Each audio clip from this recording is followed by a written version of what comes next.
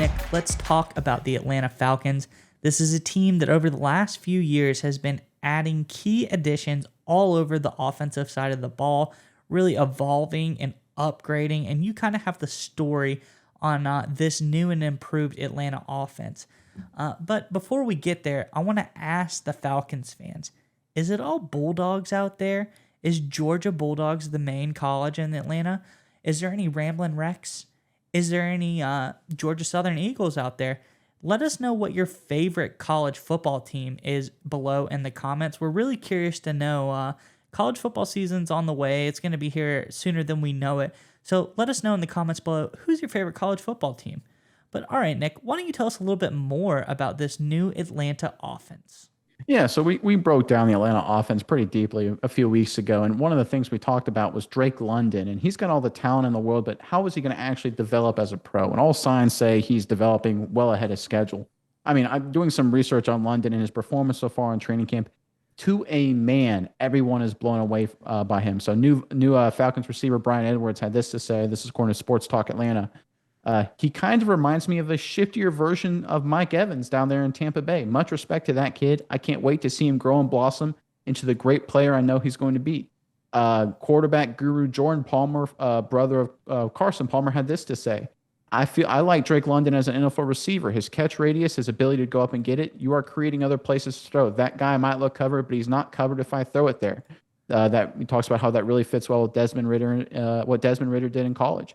And going through a Falcon Nation Falcon report every day, according to their training camp notebook, there's more. Drake London highlight catch. Drake London dominates. Drake London impresses everybody. So right now, all signs are pointing at Drake London, obviously being the first round pick that he was, had high expectations. He's not only meeting them, but he's exceeding them. And this could make a very dangerous Falcons offense this season. What do you think about London? Yeah, I like London. A lot of the draft highlights about him say, obviously, unparalleled catch radius. He has great body control. He has loose hips for a big guy. He can really shake defenders out there. He's not stiff. He can do everything that he needs to. But another thing I like about London is that he just seems like genuinely a strong, potential leadership role for this Falcons team. He's a guy that's a quiet leader, puts in the work. He's going to do everything he needs to do. He doesn't seem like a locker room distraction at all. And I just think, he's a true number one receiver. And that's something that this Atlanta team can use. And especially in the absence of Calvin Ridley, who's been suspended for the season for some gambling stuff.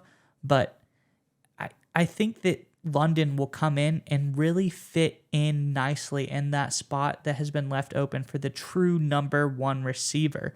And this is building on that whole Atlanta wants to be uncoverable at every single position in the office. Don't you think, Nick?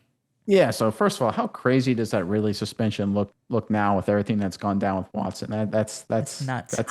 It's tough. But yeah, talking about London, right, and how he fits in with the Atlanta plan. And one thing I really like about the Falcons and what they've done this offseason is it's clear they have a plan. I love teams that have a plan. Sometimes you see teams, they'll trade for a guy and then they'll sign a guy, but they don't really mesh. It doesn't really coincide with what they're trying to do. There's not a clear vision. The Falcons have a clear vision. They've created an offensive skill group that cannot be schemed away by a smart defensive coach. For example, look at Kyle Pitts. As a tight end guy, as a weapon guy, as a unicorn playmaker, that's what he is. He's too big, too strong for a corner to cover him.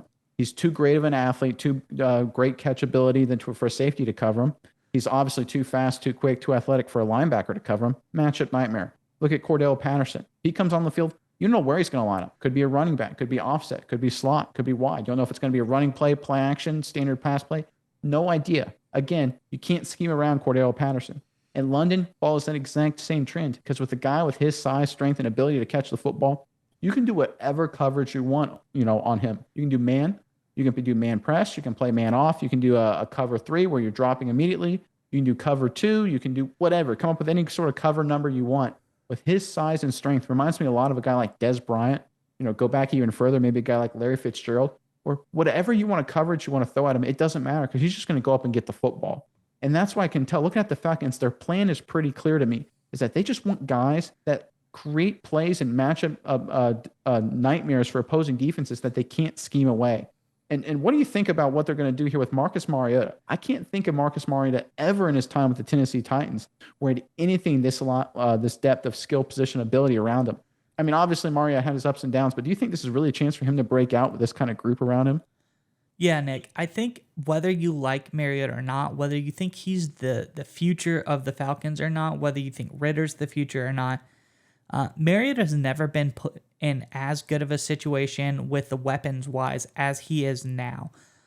This is truly a make-or-break situation for him because if he can stay healthy, which has been a concern, he has the ability to play some of the best football that he has ever played, having all of these weapons and the ability to move the ball around however he wants to. He's really, truly, for the first time in his career, not limited at all by anything. There's no excuses, and if he takes full advantage of this opportunity, it's going to be awesome.